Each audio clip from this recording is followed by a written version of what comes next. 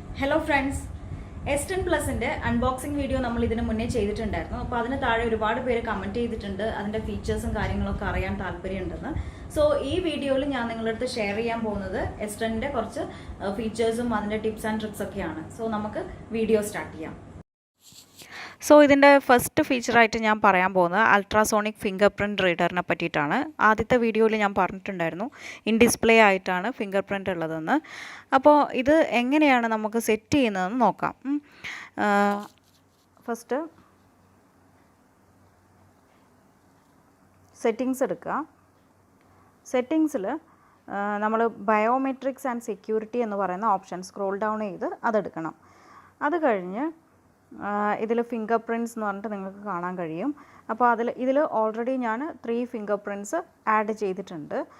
അപ്പോൾ ജസ്റ്റ് നമ്മൾ എൻ്റർ ചെയ്യുമ്പോൾ ഇതിൽ മീൻസ് പിന്ന് ചോദിക്കും, അത് അടിച്ചു കൊടുക്കുക. അത് കഴിഞ്ഞ് ഇങ്ങനെ എത്ര ഫിംഗർ പ്രിൻറ്റ്സ് നമ്മൾ ആഡ് ചെയ്തിട്ടുണ്ടോ അതിൻ്റെ ലിസ്റ്റ് നമുക്ക് കാണാം. വേണ്ടെങ്കിൽ അത് സെലക്ട് ചെയ്ത് നമുക്കത് റിമൂവ് ചെയ്ത് കളയാം. ഇവിടെയാണ് റിമൂവ് ഓപ്ഷൻ ഉള്ളത്. അപ്പോൾ ഇതിൽ നമുക്ക് 4 ഫിംഗർ പ്രിൻറ്റ്സ് ആണ് ആഡ് ചെയ്യാൻ പറ്റുക. ഇതിൽ നമുക്ക് കാണാൻ പറ്റും 3 finger prints have been added എന്ന്. അപ്പോൾ അത് ടച്ച് ചെയ്ത് കൊടുത്താൽ നമ്മളോട് ചോദിക്കുക ഫസ്റ്റ് എൻ്റർ യുവർ പിൻ എന്നാണ്. അത് അടിച്ചു കൊടുത്താൽ നമുക്ക് കാണാൻ കഴിയും ഇതിൽ ഓൾറെഡി 3 ഫിംഗർ പ്രിൻറ്റ്സ് ആഡ് ചെയ്തിട്ടുണ്ട്. ഫിംഗർ പ്രിൻറ്റ് 1, 2 and 3 എന്ന് പറഞ്ഞിട്ട് കാണാം. അപ്പോൾ ഇതിൽ ഒരു ഓപ്ഷൻ കൂടിയുണ്ട് ആഡ് ഫിംഗർ പ്രിൻറ്റ്, അതായത് ഫോർത്ത് വൺ കൂടി നമുക്ക് ആഡ് ചെയ്യാൻ പറ്റും. അതാണ് ആഡ് ഫിംഗർ പ്രിൻറ്റ് എന്ന് പറഞ്ഞ ഒരു ഓപ്ഷൻ കാണുന്നത്. സോ അത് ടച്ച് ചെയ്താൽ സ്കാൻ യുവർ ഫിംഗർ പ്രിൻറ്റ് എന്ന് പറഞ്ഞിട്ടാണ് വരുന്നത്. Place your finger on the sensor then lift it off when you feel A vibration. അതായത് ജസ്റ്റ് നമ്മളിങ്ങനെ ഫിംഗർ പ്രസ് ചെയ്യുമ്പോൾ നിങ്ങൾക്ക് കാണാം ഇവിടെ പെർസെൻറ്റേജ് കാണാൻ കഴിയും എത്രത്തോളം അത് സ്കാൻ ചെയ്തിട്ടുണ്ട്. ഒരു ജസ്റ്റ് നമുക്ക് ഫിംഗർ വെക്കുമ്പോൾ തന്നെ നമുക്ക് അറിയാൻ പറ്റും ഒരു വൈബ്രേഷൻ. അപ്പോൾ അങ്ങനെ പിന്നെ വേറെ പൊസിഷനിലേക്ക് വെച്ചിട്ട് നോക്കുക. വേറെ ഡിഫറെൻറ്റ് പൊസിഷൻ നമുക്ക് ടെസ്റ്റ് ചെയ്ത് നോക്കാവുന്നതാണ്. അങ്ങനെ ഇത് 100% ആകുമ്പോൾ ഇത് കംപ്ലീറ്റ് ആയി. അത് ഞാനിവിടെ കാണിക്കാം.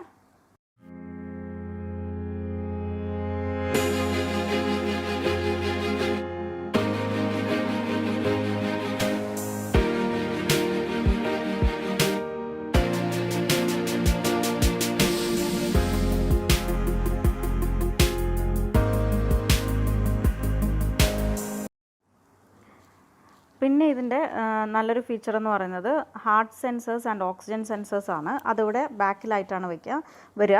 നമ്മൾ ജസ്റ്റ് ഫിംഗർ വെച്ച് കൊടുത്താൽ മതി. അത് ഞാൻ കാണിച്ചു തരാം. ഇതിൽ ഇൻബിൽട്ട് ആയിട്ടുള്ള ഒരു ആപ്പാണ് ഹെൽത്ത് എന്ന് പറഞ്ഞിട്ടുള്ള ഒരു ആപ്പ്. അപ്പോൾ സാംസങ് ഹെൽത്ത് എന്ന് പറഞ്ഞിട്ട് നമുക്ക് കാണാൻ കഴിയും.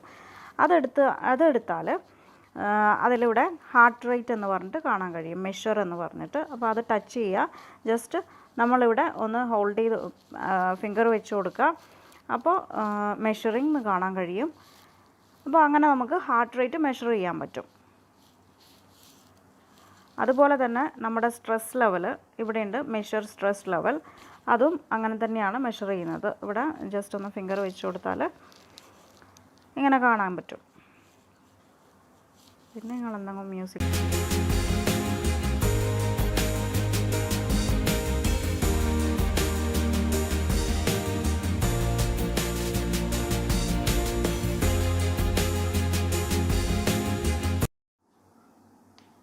അപ്പോൾ അടുത്ത ഫീച്ചർ എന്ന് പറയുന്നത് ഇതിൻ്റെ സ്ക്രീൻഷോട്ട് എടുക്കുന്ന ഫീച്ചറാണ്.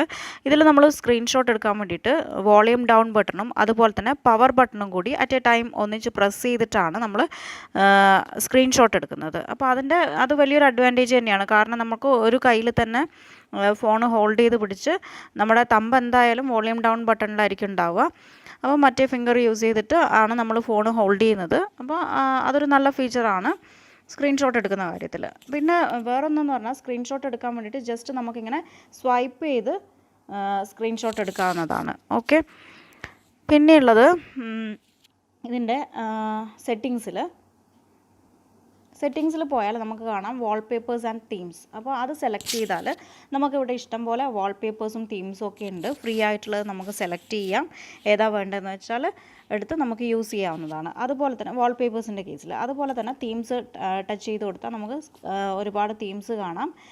അത് ഫ്രീ ആയിട്ടുള്ളതും ഉണ്ട്, അതുപോലെ തന്നെ നമ്മൾ പർച്ചേസ് ചെയ്യാവുന്ന തീംസും ഉണ്ട്. ഓക്കെ, പിന്നെയുള്ളത് ഐക്കൺസ് എടുത്താൽ നമുക്കിതിൽ ആപ്പ് ഐക്കൺസൊക്കെ ചേഞ്ച് ചെയ്യാൻ പറ്റും. അതായത് വേറെ ഇപ്പോൾ ഇതിൽ കാണാൻ നമുക്ക് കഴിയും എന്തൊക്കെയാണ്, പല ഷേപ്പിലുള്ള ഐക്കൺസ് ഉണ്ട്.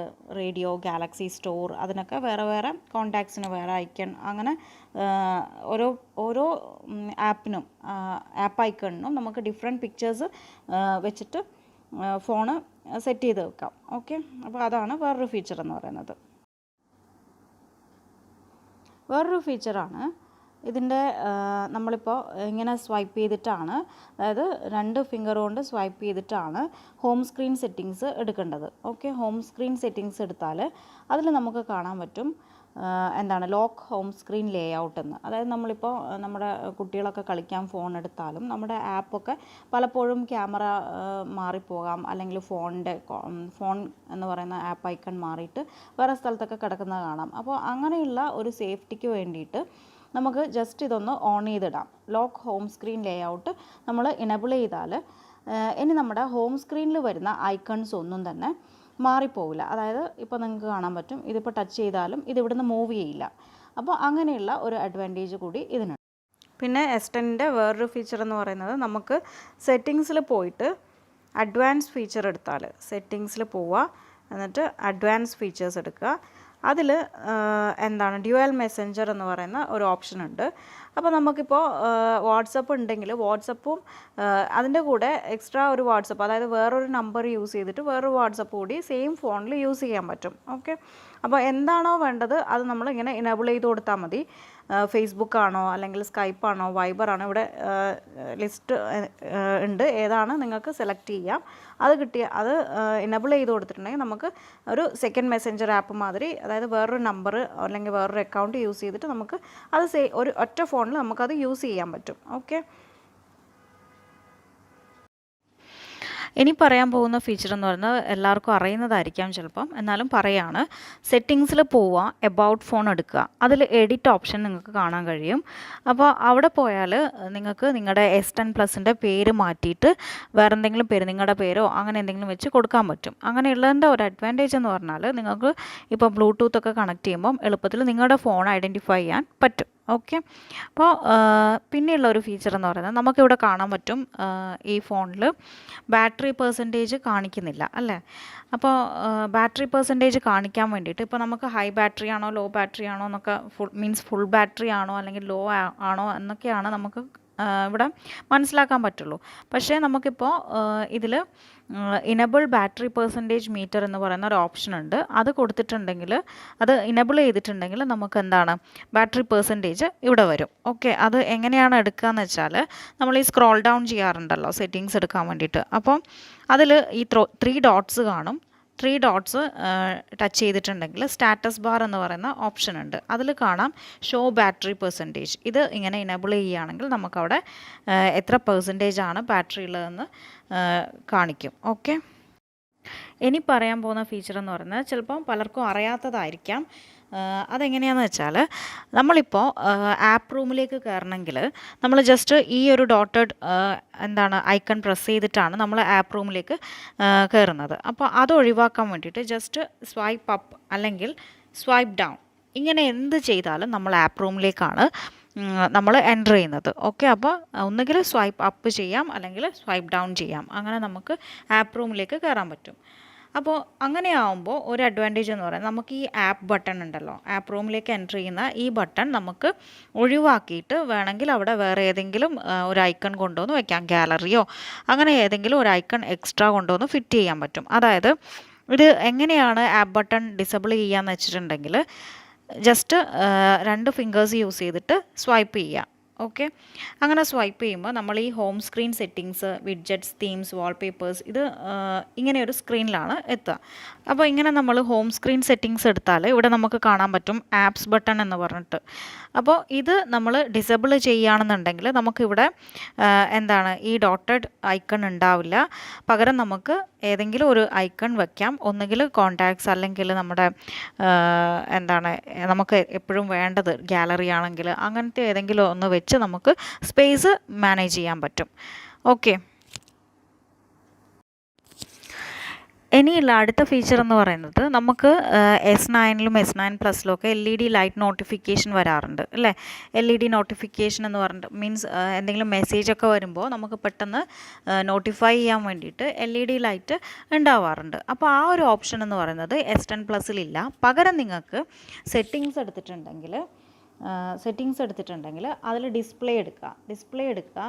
അതിൽ എഡ്ജ് സ്ക്രീൻ എന്ന് പറയുന്ന ഒരു ഓപ്ഷൻ ഉണ്ട്. ഓക്കെ, അപ്പോൾ ഈ എഡ്ജ് സ്ക്രീൻ ഓപ്ഷനിൽ എഡ്ജ് ലൈറ്റിംഗ് ഓപ്ഷൻ സെലക്ട് ചെയ്യുക. എന്നിട്ട് അത് ഇനബിൾ ചെയ്തിട്ട് എഡ്ജ് ലൈറ്റിംഗ് എടുത്ത് ഇനബിൾ ചെയ്തിട്ട് ഓൾവേസ് എന്നുള്ള ഓപ്ഷൻ ടച്ച് ചെയ്യുക. ഓക്കെ, എന്നിട്ട് എന്ത് ചെയ്യാം, നമുക്ക് ഇവിടെ പോയിട്ടുണ്ടെങ്കിൽ എഡ്ജ് ലൈറ്റിംഗ് സ്റ്റൈൽ എടുക്കാൻ പറ്റും. ഓക്കെ, അപ്പോൾ ഇതാ ഇങ്ങനെ ഓരോരോ മെസ്സേജിന് ഓരോ ടൈപ്പാണ് വരിക. അതായത് എഫക്റ്റ് ഇവിടെ ഉണ്ടാവും. അതിന് വേണമെങ്കിൽ ഏതെങ്കിലും ഒരു എഫക്റ്റ് സെലക്ട് ചെയ്തിട്ടുണ്ടെങ്കിൽ ഇതാ അവിടെ ഇങ്ങനെ കാണിച്ചു തരും. ഡിഫറെൻറ്റ് കളേഴ്സിലുള്ള ഓപ്ഷൻ ഉണ്ട്.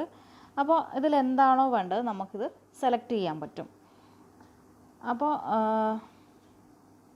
ഇനി എന്തിനൊക്കെയാണോ നമുക്ക് ഇങ്ങനത്തെ ലൈറ്റിംഗ് വേണ്ടത് അത് സെലക്ട് ചെയ്യാം. അതുപോലെ തന്നെ നമുക്കിത് വേണ്ട എങ്കിൽ മാനേജ് നോട്ടിഫിക്കേഷൻ എന്ന് പറയുന്ന ഒരു ഓപ്ഷൻ ഉണ്ട്. മാനേജ് നോട്ടിഫിക്കേഷൻ എടുത്തിട്ടുണ്ടെങ്കിൽ നമുക്ക് വേണ്ട മെസ്സേജസ് മാത്രം സെലക്ട് ചെയ്യാം, ബാക്കിയുള്ളത് ഡിസേബിൾ ആക്കി വെക്കാം. ഓക്കെ, അതായത് നോട്ടിഫിക്കേഷൻ വേണ്ടത് മാത്രം നമുക്ക് ഇനേബിൾ ചെയ്ത് വെക്കാവുന്നതാണ്. ഓക്കെ, അപ്പോൾ അതാണ് അതിൻ്റെ ഒരു ഫീച്ചർ എന്ന് പറയുന്നത്.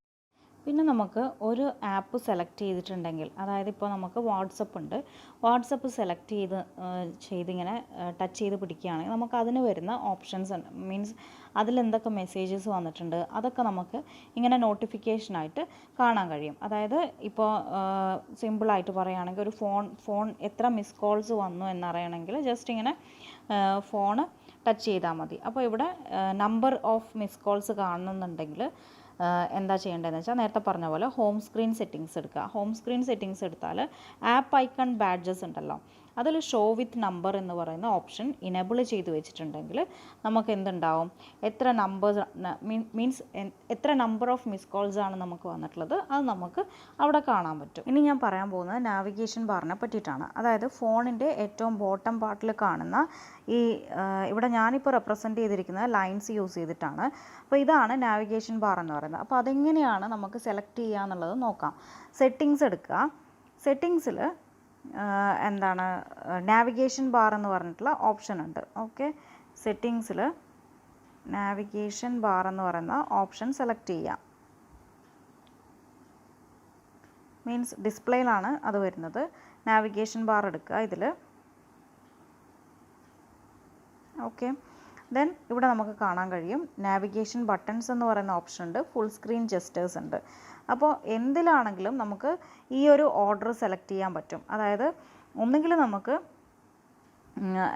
ഇത് ഓരോ ബട്ടൺ എവിടെയാണ് വേണ്ടത്, അതായത് ബാക്ക് ഓപ്ഷൻ ഉണ്ട്, അല്ലെങ്കിൽ ഹോമിൻ്റെ ഓപ്ഷൻ ഉണ്ട്, അല്ലെങ്കിൽ റീസെൻറ്റ് ആയിട്ടുള്ള എന്തൊക്കെയാണ് നമ്മൾ എടുത്തു വെച്ചിട്ടുള്ള ആപ്പ് എന്ന് പറയുന്ന ആ ഓരോ ഓപ്ഷനും കൂടി അവൈലബിൾ ആണ്. അപ്പോൾ അതെങ്ങനെയാണ് നമ്മൾ സെലക്ട് ചെയ്യുക എന്നുള്ളത്, ഇത് ജസ്റ്റ് ഒന്നിങ്ങനെ ടച്ച് ചെയ്തിട്ടുണ്ടെങ്കിൽ നാവിഗേഷൻ ബാർ ബട്ടൺസിൻ്റെ ഫോമിൽ പോകും. അതായത് നമുക്ക് ഫുൾ സ്ക്രീൻ കിട്ടില്ല, പകരം ഈ ഒരു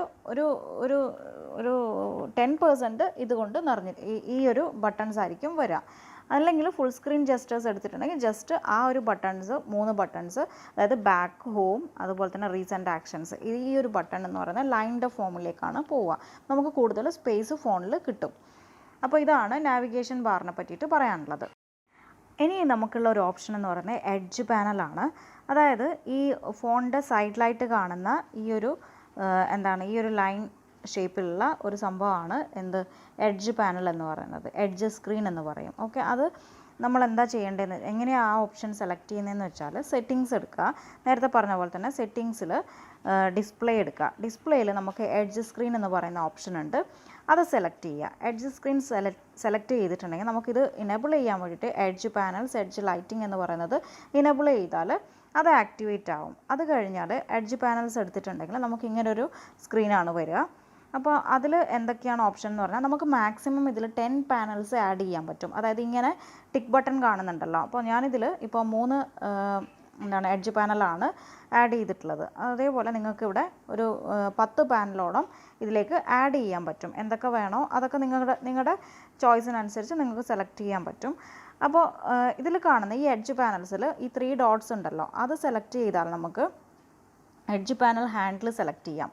അപ്പോൾ ഇവിടെ ഇങ്ങനെയുള്ളൊരു ഓപ്ഷൻ ഉണ്ട്. ഇത് എവിടെയാണ് വേണ്ടത്, ലെഫ്റ്റ് ആണോ റൈറ്റ് ആണോ, അപ്പോൾ അതൊക്കെ ഇങ്ങനെ നമുക്ക് സെലക്ട് ചെയ്ത് വെക്കാൻ പറ്റും. ഇനിയുള്ളത് ഇതിപ്പോൾ ഇതിൻ്റെ താഴെ കാണാം എഡിറ്റ് എന്ന് പറയുന്നൊരു ഓപ്ഷൻ ഉണ്ട്. അപ്പോൾ എഡിറ്റ് ചെയ്തിട്ടുണ്ടെങ്കിൽ നമുക്ക് ഓരോ എഡ്ജ് പാനലിനും നമുക്ക് എന്താണ് വേണ്ടതെന്ന് കൂടി സെലക്ട് ചെയ്ത് വെക്കാൻ പറ്റും. അതായത് ഇപ്പോൾ ഇവിടെ ഞാൻ വെച്ചിട്ടുള്ളത് ഗാലറി ഉണ്ട്, കാൽക്കുലേറ്റർ ഉണ്ട്. പെട്ടെന്ന് നമുക്ക് ആക്സസ് ചെയ്യാൻ പറ്റുന്ന ആക്സസ് ചെയ്യാൻ വേണ്ടത് എന്തൊക്കെയാണോ അതൊക്കെ നമുക്കിവിടെ എടുത്തു വയ്ക്കാൻ പറ്റും. യൂട്യൂബ് ഉണ്ട്, അതുപോലെ തന്നെ വാട്സപ്പ് ഉണ്ട്, ഫേസ്ബുക്ക് ഉണ്ട്. അങ്ങനെ നമുക്ക് വേണ്ട കാര്യങ്ങളൊക്കെ തന്നെ ഈ എഡ്ജ് പാനലിലേക്ക് വെക്കാൻ പറ്റും. ഓക്കെ, അങ്ങനെ നമുക്കിത് കസ്റ്റമൈസ് ചെയ്യാൻ പറ്റും. അപ്പോൾ മാക്സിമം 10 പാനൽസ് ആണ് നിങ്ങൾക്ക് ഇങ്ങനെ സെലക്ട് ചെയ്ത് വെക്കാൻ പറ്റുക. അതുപോലെ തന്നെ നമ്മളെ ചോയ്സിനനുസരിച്ച് അതിനെ നമുക്ക് അറേഞ്ച് ചെയ്യാൻ പറ്റും. ഇതൊക്കെയാണ് അപ്പോൾ ഇതിൻ്റെ ഫീച്ചേഴ്സ് എന്ന് പറയുന്നത്.